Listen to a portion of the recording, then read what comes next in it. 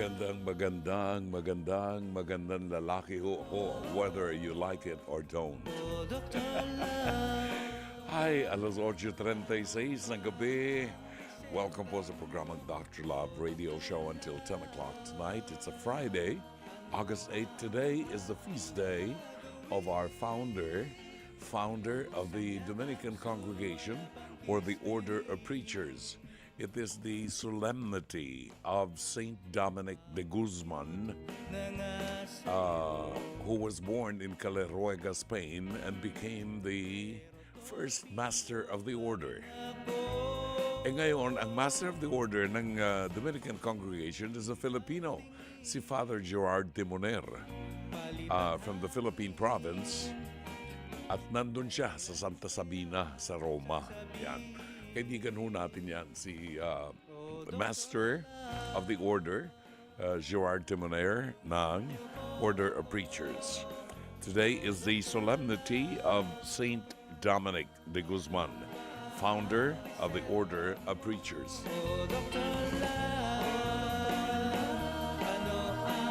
Kung sakali na medyo mapupunan nyo, hindi ako masyado nagkukwento ngayon sapagkat I'm trying to preserve my voice. Unti-unti pa lang bumabalik, no? Sa tulong ng mga pa-spray na ganyan. Unti-unti pa lang bumabalik. And tomorrow, I plan to really rest the whole day. Maraming salamat sa aking kumari, Zenny Dayang Hirak. Alam niya, nakikinig siya kagabi. Sabi niya, naku, may sakit ang kumpari ko, sabi niya. At nagpadala sa akin ng isang box na fresh na napakatamis na oranges. Napakatamis na oranges. And if you're really feeling sick, ang importante sa atin talaga yung mga fruits, ano?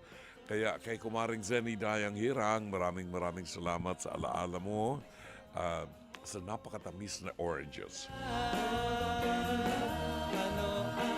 Samahan niyo po kami until 10 o'clock sa ating programang Dr. Love Radio Show. At sa pagbabalik natin, ihahatid natin sa inyo ang mabuting balita sa araw na ito ng Biyernes, Agosto 8, Solemnity of Saint Dominic de Guzman, founder of the Order of Preachers. Pagkain pang-spiritual, mga salita ng Diyos na nag-iiwan ng pag-asa, kapanatagan, at kapayapaan. Pagkain pang-spiritual, hango sa bagong tipan ng banal na aklat. Pagkain pang-spiritual.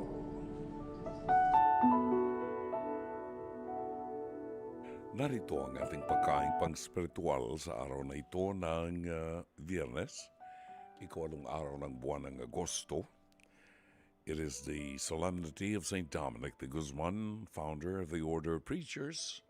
At ang mabuting balita ay matatagpuan sa 16 na kabanata ng Ebanghelyo sangayon kay San Mateo, talata 24 hanggang 28. Sinabi ni Jesus sa kanyang mga alagad, "Sino mang nagnanais sumunod sa akin ay kailangang itakwil ang kanyang sarili, pasanin ang kanyang krus at sumunod sa akin. Ang naghahangad na magligtas ng kanyang buhay ay mawawalan nito. Ngunit ang mawalan ng kanyang buhay alang-alang sa akin ay magkakamit nito. Sapagkat ano ba ang mapapala ng isang tao, makamtan man niya ang buong daigdig, ngunit mapapahamak naman ang kanyang sarili? Ano ang maibibigay ng isang tao kapalit ng kanyang buhay? Sapagkat darating ang anak ng tao na kasama ang kanyang mga anghel at taglay ang dakilang kapangyarihan ng kanyang ama. Sa panahong iyo'y gagantimpalaan siya ng bawat tao ayon sa ginawa nito. Tandaan ninyo, may ilan sa inyong naririto na hindi mamamatay hanggat hindi nila nakikita ang anak ng tao na dumarating bilang hari." Ito ang mabuting balita ng Panginoon. Pagkaing pang-spiritual. Mga salita ng Diyos na nag-iiwan ng pag-asa, kapanatagan at kapayapaan. Pagkaing pang-spiritual. Hango sa bagong tipan ng banal na aklat. Pagkaing pang-spiritual.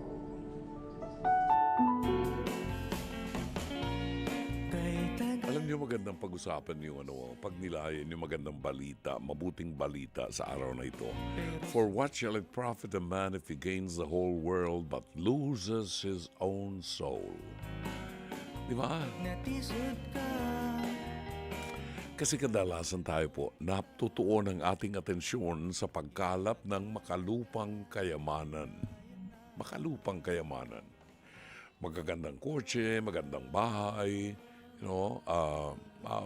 maalwan na pamumuhay, kaya mong bilhin, gustong bilhin lahat. Kaya kapag ganun, nagiging alipin tayo ng pera. Yan, nagiging alipin tayo ng pera. Ang pera ay mabuti. It is not the root of all evil. No, pinayagan ng Diyos na magkaroon tayo ng pera at gumawa tayo ng pera kasi makatutulong sa atin sa ekonomiya ng lahat.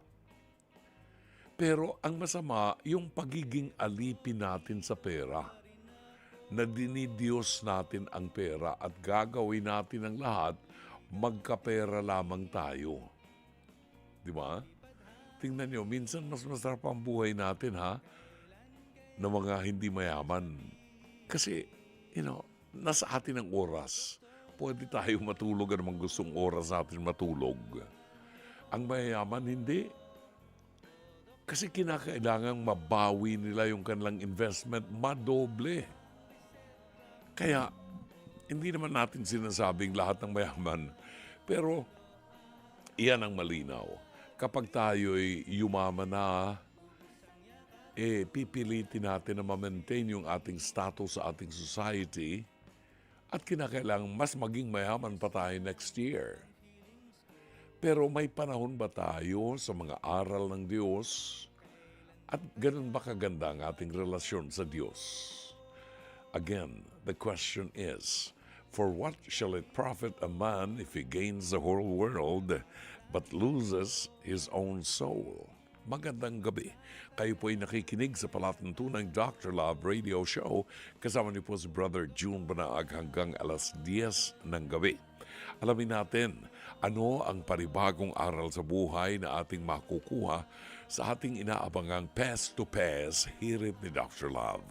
Ito po ay hango sa programang Face to Face Harapan. Sumasa inyo mula Lunes hanggang Biyernes, alas 11 hanggang alas 12 ng tanghali sa TV5. Sa panguna ng ating batikang broadcast journalist na si Corina Sanchez Rojas. Kasama rin sa programa ang harapang tagapayo sila Attorney Lorna Kapunan, Dr. Camille Garcia at ang inyong lingkod, Brother June Banaag, ang Dr. Love ng 105.9 True FM at True TV. Kung sakali po na gusto niyong magpadala ng mensahe, komento, opinyon sa inyong mapapanood na episode ngayong gabi, ipadala po ninyo sa ating live stream o sa messenger ng Dr. Love Facebook page. Panoorin po natin ang ating bagong episode na pinamagatang Boy Pitik. Narito. Mula sa kaliwa ang banas na dahil kung hindi ingay sa gabi, mga nawawalang gamit naman ang perwisyo sa kanya ng kaibigan. Ang pinakamasaklap daw, ultimo brief niya, pinitik ng kaibigang nasa kanan. Bonjing, humarap ka na! Ito na ang kaibigan naman sa kanan. Ang akala raw niya kasi okay lang na basta-basta pumasok sa bahay ng nagrereklamo dahil nga kaibigan naman daw niya. Yun kaya ang dahilan bakit kinuha niya ang brief na hindi sa kanya. Totoy, humarap ka na! Totoy, Si Totoy. Ako, ano bang meron sa brief? Marami naman pwedeng nakawin. Hindi pa yan inaamin, itong nangyayaring ito. Wala pang aminan at hindi talaga inaamin ni Boy Pitik. Mga damit, mga timba, mga gamit niya na maiwanan mo, mawawala na yan pag hindi mo pa pinasok. Mga gamit nawawala. Isang iglap lang, naglaho na. Sino kaya ang kumukuha? Ganyan din ang nangyari sa kapitbahay ko, ninanakawan din ng pagkain. Yung mga chichire niya, lahat. Isang nakabuti, kinukuha. Sabi ko, bakit hindi ka magreklamo? Pati brief ni Bonjing, hindi pinatawad. Hindi po ako naniniwala dyan sa bintang ni Bunting kasi kilala ko yan si Toto kababata ko yan Parehas lang kami nangangalakal pero hindi niya magagawang magnakaw. Aamin o i-deny? Yan ang ating alamin sa face-to-face harapan ni na Bonjing at Totoy. Ayan naman pala ang pinagmulan. Mga simpleng-simpleng bagay na ngayon, sobrang pinagkakagalitan. Bonjing, sige nga, ikaw ang magkwento. Nare-reklamo ko po kasi yung pag-merwisyo po Tsaka pag nanakaw ng mga materyales ko sa mga sidecar. Oh. Ano po kasi, abusado na po kasi itong taong to Ano ba ito? Magkaibigan kayo? Opo, Tapos matagal na po ano yan? magkaibigan yan. Hindi, kapitbahay mo. Opo, siya nga po nag-ugyot sa akin na lumipat sa harap nila Okay. Tapos, perwisyo rin pala. Lagi po kami nag-aaway ng asawa ko dahil dito sa taong to Oh. Teka muna, ano ba sinasabi mo maingay? Bakit maingay? Hating gabi, nagbabaklas pa po ng mga kalakal. Gabing-gabi na may baby po ako yung kapitbahay po namin iba, wala naman pong bata. Oh. Ako lang po yung may baby, dalawa po baby ko Oo. Isang 2 years old po, tsaka isang 3. Magkasunuran, may sakit pa po yung isa. Kawawa naman. Kahit kagabi po, ganun pa rin po ginagawa na ito Ano bang kabuhayan mo? Pangangalakal lang po, ma'am. Pangangalakal. Ikaw din, pangangalakal, Totoy. Opo. Ano ba kinikita nyo sa pangangalakal? Magkano yan? Sa isang araw? Baba lang naman, ma'am. Mga nasa 400 lang, malaki na po. Malaki na yung 400. Opo, ma'am. Bakit hindi kayo gumawa ng ibang pagkakakitaan? Mahirap. Kasi kailangan araw-araw may pera Siyempre, araw-araw may pera. Pero kung ibang klaseng pinagkakakitaan, Pag pag may minimum wage ka, di ba, ng at least 600. Ano po, wala pong budget araw-araw. Kailangan. So, okay, maingay dahil akala ko naman videoke. So, nagbabaklas, pagkatapos maingay, tapos nagnanakaw ng mga parte ng Mga sidecar mo. Gulong po. Gulong. Tulad po ng bearing. Paano mo naman alam na siya rim. yun? Siya lang naman po mahilig mga ilam ng mga gamit ko, ma'am Hirap Wala po sa'yo naman yun, ibang di mo tao ninanakaw. mangingialam sa akin Oo, tapos... Kundi siya lang. Okay. Tapos, ano naman yung Abusado tungkol? po. Teka muna, ano naman yung tungkol sa brief? Yung sinampay ko po na brief sa sidecar. Nakita ko po sa kanya Ha? Suot-suot niya na lang po Ha? Actually, Ma'am Kuring, yung brief na yon, hindi ko talaga ninakaw yon. Kalokohan. Balatuba kasi siya, Ma'am Hindi siya marunong magtabi ng gamit niya Balatumba. Naligo ako kasi doon sa may tambakan namin, may liguan doon. Kalokohan mo. Suot-suot mo na nga Teka Tas muna, sabihin- teka muna. Kaya nga, pero hindi ko alam na sa'yo yun. Ha? Teka muna. Paano mo naman siya nakita na suot ang brief mo? Ma'am, pag nagsusuot po kasi ng short yan, ma'am, nakaganon yung short niya, no? Nakatupi. Tapos, kala mo kung sinong sigang nakalabas yung brief. So, nakita Hindi mo niya yung... alam, di pala sa kanyang brief, suot-suot Anong niya. kulay? Anong kulay? Kulay gray po. Gray. Ate ko, Ma'am, sa- nahihiyaman po akong sabihin, pero nandito po yung mga pinag-uusapang mga bagay. Gusto niyo po ba kayong ang tumingin? Kasi natatakot po.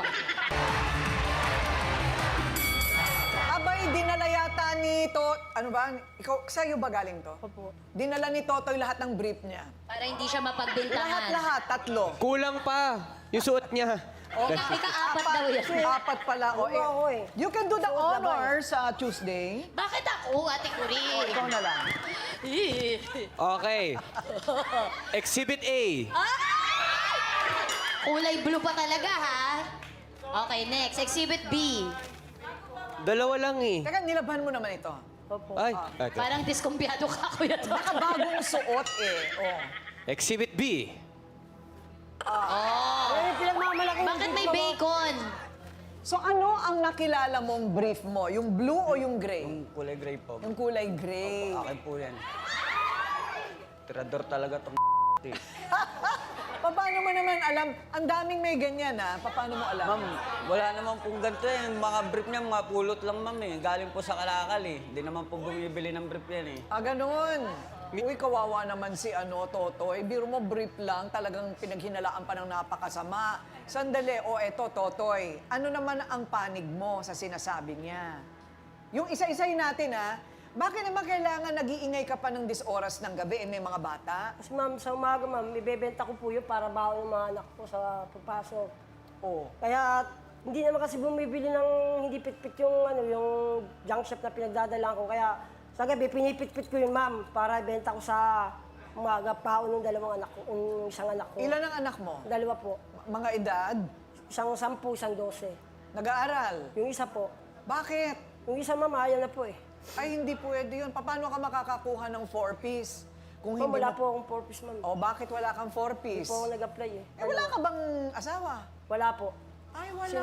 Single parent po ako ma'am. Single parent na lalaki? Yes, ma'am. Ay, kakaiba. Okay. Alam mo, eto na nga medyo intindihin din natin ang sitwasyon nitong si Totoy. Mag-isa lang. Tutulungan ka namin para makapag-aral yung dalawa mong anak, okay? Okay, kasi biro mo, Totoy, libreng pera galing sa 4-piece, kinatatamaran mo. Tapos, nangangalakal ka ng halos makuba ka na. Libreng pera ibibigay ng gobyerno. Mag-a-apply ka lang, tutulungan ka namin mag-apply, okay? Okay, sige. So, yung ingay, pwede bang medyo may cut-off?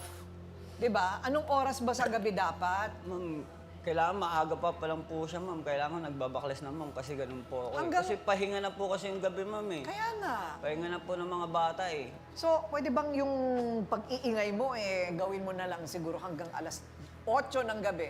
Yes ma'am, pwede naman po eh. Nakakabala pa po sa paghahanap buhay ko kasi mga Yun, pyesa ma'am, po hindi ng naman sidecar sila ko, ma'am. nagsasalita sa akin pag ano eh. Tinitira niya, ma'am eh.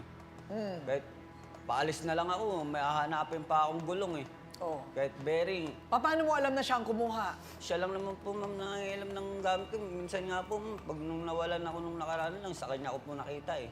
Teka muna, Attorney Lorna, yung pattern ba na yan, sapat na bang ebidensya yan para makasiguro si Bonjing na si Totoy ang kumuha nung gulong? Hindi. Presumption yan. Hanggang, kasi ang best evidence yung nakita mo. Nakita mo, o naamoy mo, o narinig. Pero yung mga haka-haka na ganyan, hindi yan sapat na ebidensya. Naamoy? Naamoy niya, naamoy. Kasi briefs yung pinag-usap. Attorney Lorna. Okay, so hindi mo mapapatunayan. Meron po. Meron po kung nakakita sa kanya, kaibigan ko po. Si Bay. Babaya, makikita natin sa kampihan ninyo. Pero kapag hindi talaga mo nakita sa sarili mong mata, mahirap din yung, di ba? Yung tayo ay nag-aakusa. Pero yung ingay, inaamin naman niya. Brief. Yung brief naman. Anong nangyari dun sa brief? Yun nga po ma'am, kasi doon sa may tampakan namin ng basura ma'am, ay ng kalakal, may bukal doon ma'am, doon kami naliligo. Ngayon yung brief na yun, nakita ko lang yun sa lapag ma'am eh. Nakahangir yun Ngayon, eh. nakita Finders keepers. ako. Hindi ko naman alam sa Nakahangir kanya yun, yun ma'am kasi eh. doon yun- Nakahangir. nakahangir. Bakit sa lapag ko nakita kung nakahangir? Sa lapag. At saka bakit brief? Natural nalaglag, dapat silampay mo na lang, hindi mo na Bakit brief kinuha. yung may ilalagay? Kinuha mo rin eh. Dapat tinanong mo muna, kanino po ito? Kanino ito? Dapat may Lost and ganon. found. Kasi, lost and found, di ba? Pero brief lang yan. Mas malalim ang problema ninyong dalawa sa totoo lang. Ramdam mo? Oo, mas malalim ang mga problema nyo kasi may sakit ang anak, nangangalaka lang, pagod. Eto, ganun din. Nangailangan, walang misis. Kawawa rin yung mga anak, ano? Basura na nga ang trabaho nila, yung inugali pa raw ni Totoy. Naku, ayon yan sa kakampi ni Bonjing. Pangalan niya, Balong. Balong, humarap ka na. Balong, mangangalakal ka rin? Opo. Oo, tropa kayo ni Bonjing? Opo. Okay, so, ano naman ang version mo? Abang nababalat po ako ng plastic ng nakita ko po siya kumuha nung sa may tabi na sidecar. yung mga gamit sa sidecar. Opo. Nakita mo. Opo. Habang nagbabalas po Bakit ako di ng mo mineral. sinuway? Po. Ba't di mo sinuway? Ginagawa rin po ako nun. Hindi ko po alam na ano eh. Magkakalo. Kasi alam po sa kanya, magkaibigan po sila eh. Hindi ko rin po alam ang mangyayari. Madalas ba nangyayari na kumukuha ng gamit si Totoy kay Bonjing? Mga ilang gabi na ko lang napansin yun. Pero di ba magkaibigan naman talaga sila? Doon naghihiraman naman daw talaga sila ng gamit. Opo. Paano natin nakakasiguro na hindi talaga nagpaalam si Totoy na kinuha niya lang? Pwede naman na maalam naman siya kay Bonjing. Hindi po kasi nagsasauli ng gamit yan eh. Pero nagpapaalam. Hindi po. Kahit paalam, wala nga rin po eh. Basta, Papaalam porque ako kaibigan kasi, nito, kala niya okay na lahat eh. Siyempre, minsan nga, nagpapaalam ako sa iyo. Hindi niya alam, Akala mo, kuhain mo nakaka-permission na na lang siya. doon. Kuhain mo, lagi mo sinasabi, kuhain mo na lang doon, nasa sidecar. Nagpapaalam naman daw. Pero Kuya Balong, kayo ba, nahiraman ka na ba ng gamit ni Kuya Totoy? Opo. Ano yung mga hiniram sa'yo? Minsan yung mga screw, yung pambaklas ng ano. Sinoli naman? Minsan alak niya nagsasauli. Brief, nahiraman ka na? Ay, hindi. Ikaw din ba, Bonjing, kung minsan naman nakahiram ka na rin ng gamit dito kay Opo, Totoy? pero sinauli ko po agad. Sinusoli Hindi ko po mo? pinapatagal pa ng ilang linggo. Siya po halos kahit patagalin, hindi na nga po nagsasauli. Nayaan ko lang, pinag-aawayan na nga po namin ng asawa ko yung si Tutoy. Iba-iba din ang ugali kasi ng mga tao, ano? Iba-iba din ang kanilang sitwasyon sa buhay, iba-iba din yung mga style. Alam mo, lalo na yung paghihirama, no? Oo, ate, may kasabihan, ano yan? Familiarity breeds, Breeds contempt. contempt. Pag Ayan. masyadong komportable, masyadong chill, ang pagkakaibigan, walang boundaries. Ayan, umaabuso tuloy. Kailangan talaga may prinsipyo. Wala naman po nagsasabi sa akin nun pag nanghihiram po ako ng toothbrush. Ay, joke lang, joke lang. Mga kaibigan mo, Ryle. Yak, ano, kahit sa asawa, di ba? Oo, hindi- Hindi hygiene. pwede. Oo, ito na, parang utak-lata raw itong si Bonjing.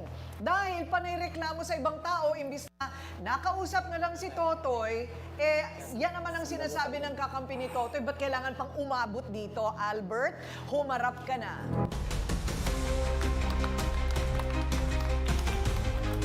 Okay, Albert. O bakit siya naman ang kinakampihan mo? Napakabit po ng tao na to, di niya po siguro po magagawa magnakaw. Hindi Kasi kita ma- pag walang-wala po ako, siya lang po yung nakakatulong sa akin. tumutulong din siya sa'yo. Mabait yung tao na to, di mapagbigay rin po itong tao na to. Oo, kahit na meron 2 anak, ano? Opo. Sinong katulong niya mo sa bahay? Wala. Wala po ako po lahat ng magagawa, ma'am.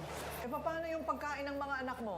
Sa kantin, ma'am, bumibili na po kami. Bumibili na lang kayo kung Sa anong umaga, pera. papasok lang, bibilihan ko ng pagkain sa kantin. Bago niya na yun sa tanghali. Kasi ang pasok ng anak ko, ma'am, 6 to 11 eh. Oh, pero marunong ba ng pamamahay yung mga anak mo? Pinumasahan yung mga panganay ko, ma'am eh. Bakit? Layas eh. Ha? Layas. Layas. Alam mo, kailangan mong intindihin yan. Baka maging drug addict yan. Kanya, ma'am, ang kinakatakot ko. Takutin mo siya. Kailangan talaga bumalik yan sa pag-aaral. Ate Kuring, may tanong ako. Buti na-mention mo na yung bisyo. Totoy, wala kang bisyo. Wala po. Yung katotohanan, Wala po. wala kang bisyo. Kasi base sa mga naririnig ko, ang pagkuha ng gamit ng walang sabi-sabi, yung pagdiskarte na magkapera ng mabilisan, parang may galawang adik akong naaamoy. Wala bang ganon, Totoy? Sa bagay, kasi alam mo, kapag ikaw ay medyo lango, at meron din wala akong panghuhusga ha, kasi may mga kaibigan din Tanong ako, lang. may kamag-anak din ako, na ganon, kumukuha ng gamit, hindi na nila namamalayan, mali pala yun. Love thy neighbor. Pero kung hindi ka makakatulog dahil sa kapitbahay mo, pinagnanakawan ka, kunwari, totoo yun, o maingay, ano dapat ang gawin? When we say love, Ate Kuring, it applies to all. Pangit, maganda, masama ugali, kailangan mahalin natin, unawain din natin. Pero hindi natin po pwedeng isisi sa kahirapan yung ating ugali. Pagtutuunan ko lang ng pansin si Totoy, parang nawawala yung sense of responsibility natin. Yung responsibilidad mo sa buhay mo. Pag nanghiram ka ng martilyo sa kapitbahay, siguruhin mo ibalik mo. Ngayon, kung gusto mong palagi kang may martilyo sa bahay mo, pag-ipunan mo, bumili ka. Hindi po pwedeng palagi tayong manghihiram sa kapitbahay, no? yung bagay na, may mga bagay na kinakailangan i-limit natin sa sarili natin. Hindi porke wala tayong brief, kukunin natin yung brief ng iba at yun ang isusuot natin. Hindi, huwag ka nang mag-brief kaysa magsuot ka ng mag-brief ng iba. Di ba? Or, paggawan mo ng paraan para makabili ka. No? Sense of responsibility sa community. Trabaho mo yung nagpupukpuk ka, pero i-consider mo rin yung ibang kapitbahay mo na kinakailangan at that particular time, nagpapahinga na sila. Ikaw man, pwede ka nang magpahinga. So, makiramdam din tayo sa pangangailangan ng ibang tao. Ayan, thank you very much, Dr. Love. Maraming salamat po. 9:17 is our time. Biyernes na ho ng gabi. Ano bang plano niyo bukas? Bukas ay Sabado. Di ba? Medyo 2 araw po yan, tayo makakapagpahinga. Ano ang plano nyo? Meron ba tayong quality time with our children sa buong pamilya natin? When we speak of quality time, gastos yan. Di ba? Gastos yan. Ano ang opinion ng ating mga doctor lovers sa ating napanood ngayon na episode ng pang-aagaw ng brief. Brief ng my brief. But at least nalabhan na yung brief bago niya kinuha. Sinabi naman niya sinabi niya na nakita niya yung brief na nasa lupa. No? Kaya dinampot niya. Yan. And since wala namang tao, inangkinan niya para maisuot niya. Yan, di ba? Ito ang sabi ni Lay Adsuara. Alam kong mali ang pagkuha ni Totoy ng brief. Pero hanga naman ako sa kanya bilang ama na mag-isang binubuhay ang 2 anak. Naku, napakarami na ho niyan ngayon. Mga single parents, single father, single mom. Ang dami na ho niyan ngayon. Nagkalat na. Kasi masyadong maluwag na ngayon ang mga garter ng ating panty at saka brief.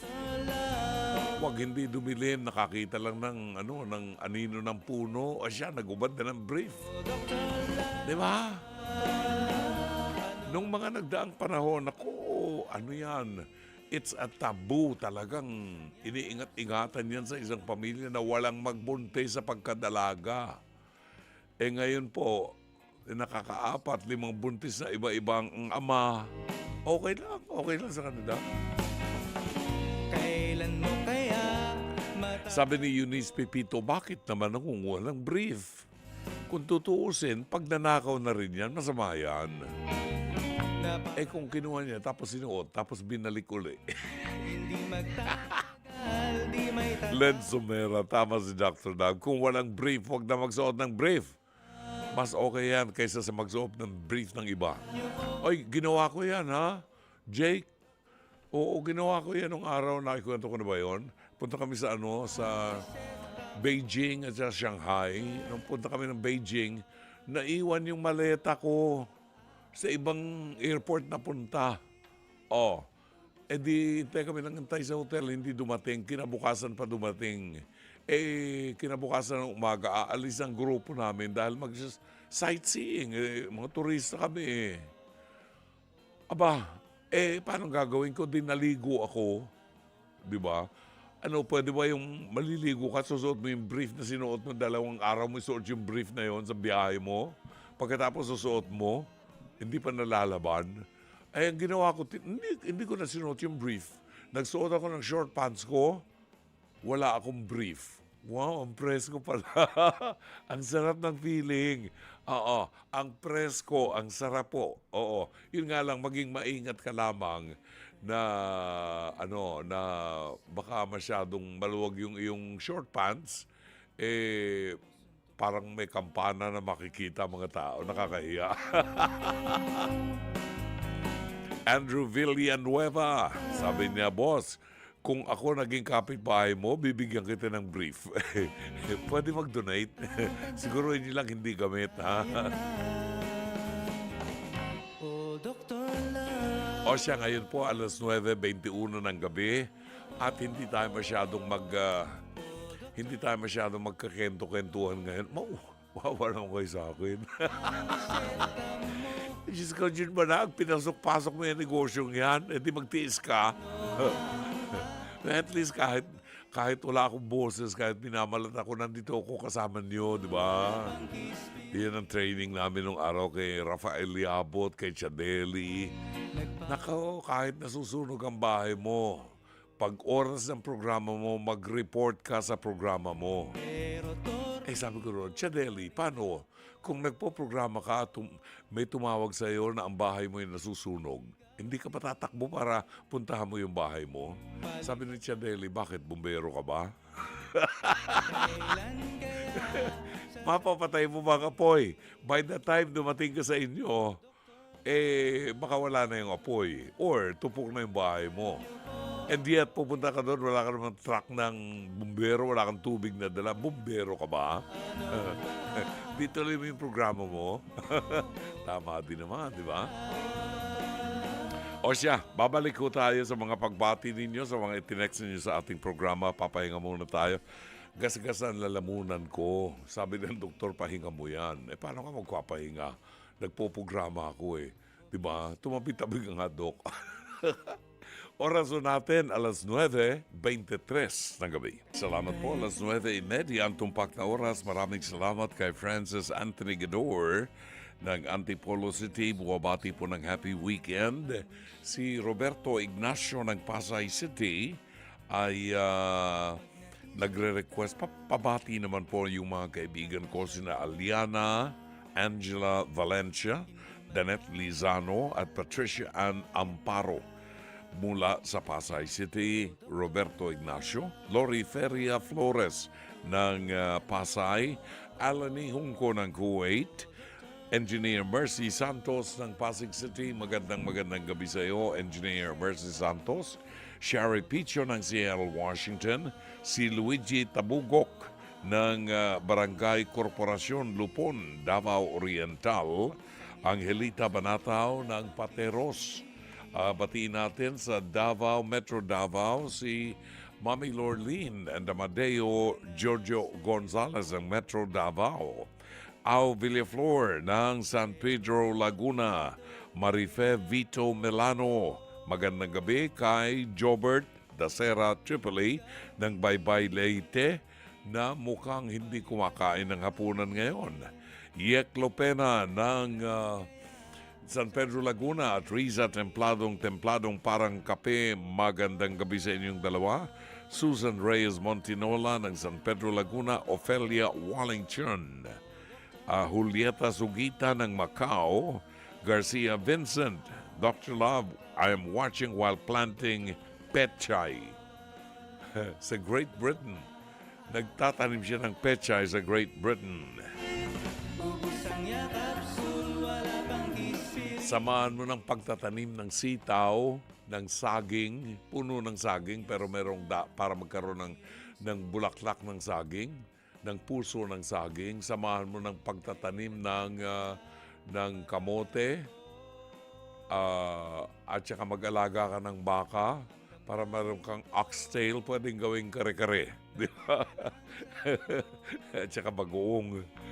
Ay, naku, sarap sana. Paborito kong kare-kare. Kaya lang, sabi ng doktor ko, pwede kang kumain ng kare-kare pero walang bagoong. Ay, kuneho ka. Bibigyan mo pa ako ng kare-kare pero walang bagoong. Ano yan? Di ba? Yun ang masarap, di ba? Yung bagoong medyo maanghang ng konti. Kung tumataas ang creatinine mo, tigil ka muna sa bagoong. Si Alvelia Flor ng San Pedro, Laguna. Magandang gabi sa inyo. Thank you very much. Belen Bertudazo ng Paranaque. Lilian Panaligan Buen ng Paranaque. Evelyn Fortunado. Happy weekend and good evening, Dr. Love from Real, Quezon. Salamat sa aking pagka-survive sa opera ko sa ulo. 1 year ko po ngayon. Thanks sa Panginoong Jesucristo. Ay salamat sa Panginoon sa pagbibigay ng panibagong buhay sa iyo, Evelyn Fortunado. At si Lynn ng Brussels, Belgium. Dr. Love, pag-gratefully ang aking unika iha, Nathany Luna. Panay ang reklamo habang nasa Baguio kami kasi brown out ng 3 days. Uwi na tayo sa Belgium, hindi siya mabubuhay sa Pinas talaga. Oo. 3 days mo naman nag-brown out. Kahit nga nasa Baguio ka, 3 days nag-brown out. Di wala kang television, walang social media, walang ano. Ay nako, parusa yan sa kabataan. Abraham Husi ay nakikinig po ngayon, si Abraham Husi, ha?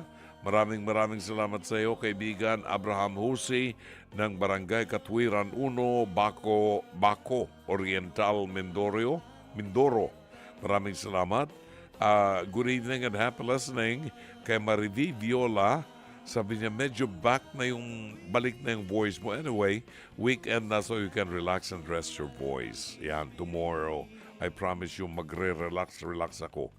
At syempre, again, ang pasalamat natin kay, hindi pa natin nababati.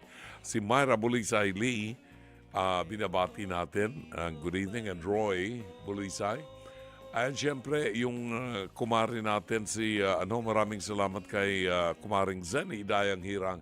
Narinig niya kagabi na hindi ayos ang boses natin. Sabi niya, nagpadala siya ng isang box na napakatamis ng oranges na yon. Maraming salamat. Ay, nako.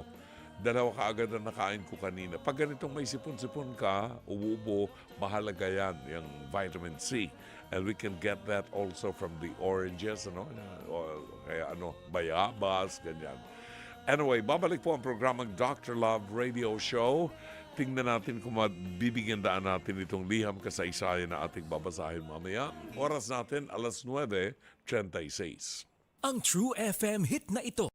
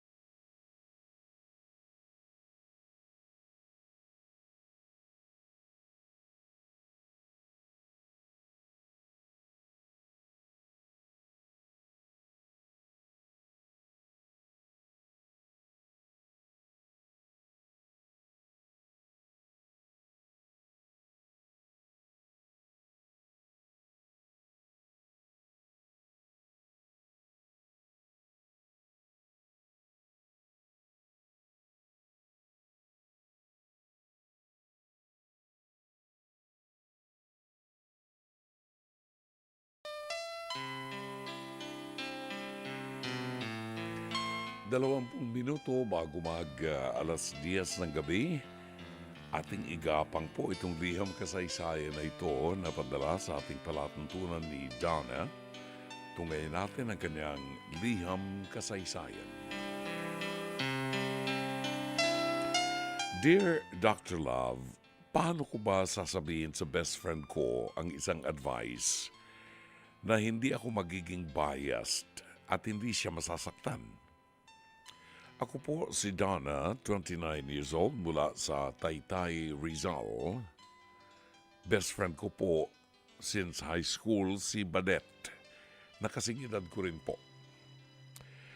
Nagkaroon ng boyfriend si Badet at nagkaanak sila, pero bago pa sila ikinasal, namatay sa sakit na liver cirrhosis ang tatay ng kanyang anak. Masayang-masaya ako nang nakatagpo ng bagong karelasyon si Badet, lalo na tanggap ng lalaki ang pagiging single mom ng aking best friend. Ikakasal na dapat sila last year, pero ikinasal din kasi ang kapatid ni Badet, kaya naurong ang kasal nila dahil naniniwala sila sa sukob. Dr. Love, naisip kong mabuti na lang at naurong ang kasal nila dahil dito nagsimulang makita ang tunay na kulay ng boyfriend ng aking best friend. Naging verbally abusive siya, mahilig manumbat at magbitaw ng mga masasakit na salita. Nagsimula na rin siyang maging physical or physically abusive sa best friend ko. At ang best friend ko naman tahimik lang sa isang sulok na parang tinatanggap lang ang lahat. Dr. Love, paano ko kaya sasabihin sa kanya na hiwalayin na lang ang boyfriend niyang mapang-abuso bago pa sila matali sa isa't isa? Paano ko po kaya sasabihin sa kanya nang hindi ako maging biased at hindi siya masasaktan? Umaasa, Donna. Balikan natin ang liham kasaysayan na padala ni Donna. Meron siyang kaibigan na 29 years old. Kasing edad niya, ang kaibigan niyang ito, tawagin natin sa pangalang Badet. Nagkaanak doon sa kanyang unang boyfriend bago sila ikinasal, natsugi na yung kanyang boyfriend dahil nga sa liver cirrhosis. Pero nakarecover naman siya at nakamit ng isang bagong mamahalin at nakaschedule na sana yung kasal nila. Kaya lang, yung kapatid nitong si Badet, ikinasal nung taon na yon, ayaw nilang magkasabay ng kasal sa isang taon. Sukob daw yun, masama daw, pamahiin yun. Kaya hindi sila nagpakasal. Ngayon, nakikita na ang masamang ugali nung kanyang kinakasama. Alam nyo, ito ang disadvantage kasi.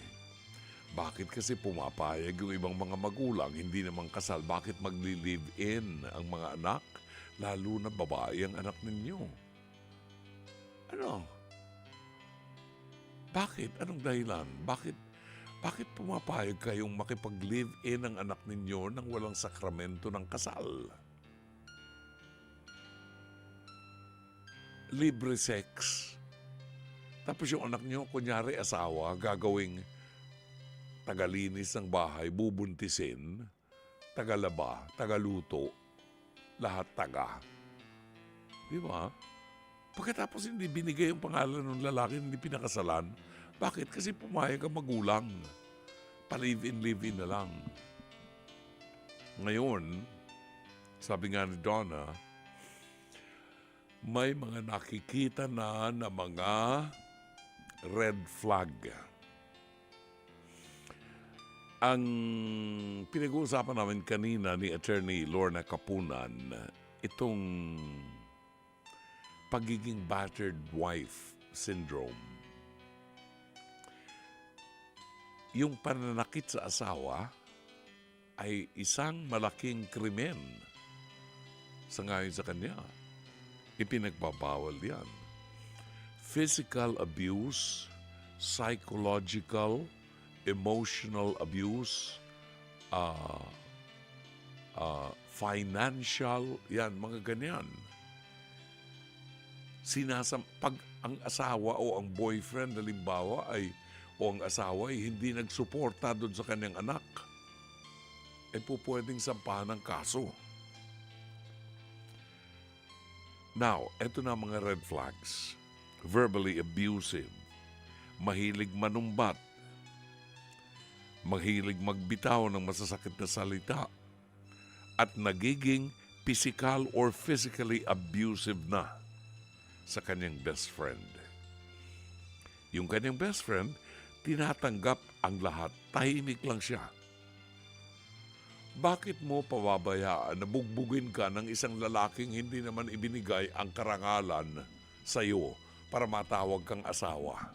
Bakit mo ipapayagan ng isang lalaki na lait-laitin ang pagkatao mo sa kanyang panunumbat?